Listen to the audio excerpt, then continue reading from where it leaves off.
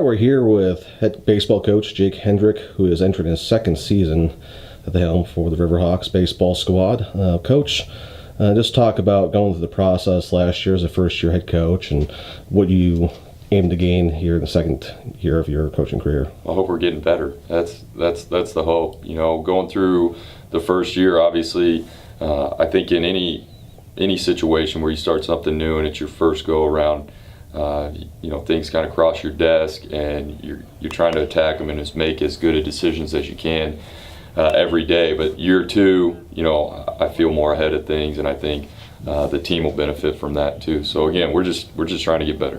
What can people in the league, people here around the community can expect from the Riverhawks this year? You know, it's interesting. You know, I think there's two sides to our team. You know, we got our position players, our everyday guys who we're going to be pretty new on that side.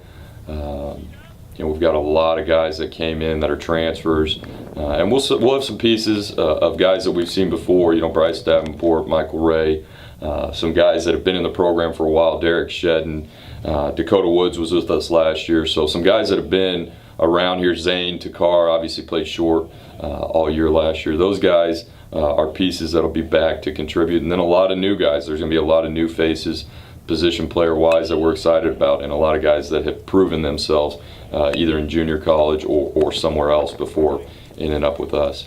Now on the mound, we're about the same. I mean, we didn't bring in a lot of new pieces on the mound. We had one transfer come in, and then we have some freshmen. So, you know, you got Zach Parrish, who was freshman of the year last year, and you look for him to be a year better, a year more experience, and a lot of guys that are returning that have a year under their belt or multiple years under their belt that we're expecting, you know, to be better in their next campaign. You know, let's talk about the off season, you know, fall practices and going into the spring.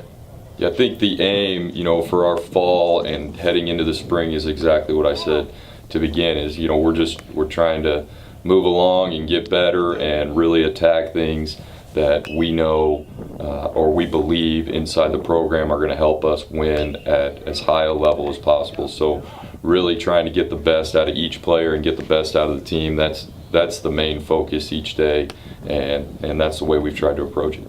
You know, you got into the MIAA tournament last year as your first year, and you kind of were above some of the expectations that some people in the league thought. Where do you see this team this year?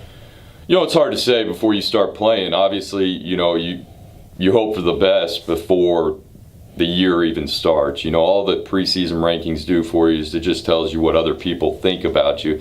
It doesn't really indicate what the year is going to look like or anything like that. So, you know, we hope that we're gaining some steam and some respect in the league with a higher finish than we were predicted last year. But again, you know, they don't mean anything until you get out there and start playing and wins and losses start getting totaled up. But again, for us, it's about the process of trying to improve and attack it in a way that gives us a chance to be the best version of ourselves.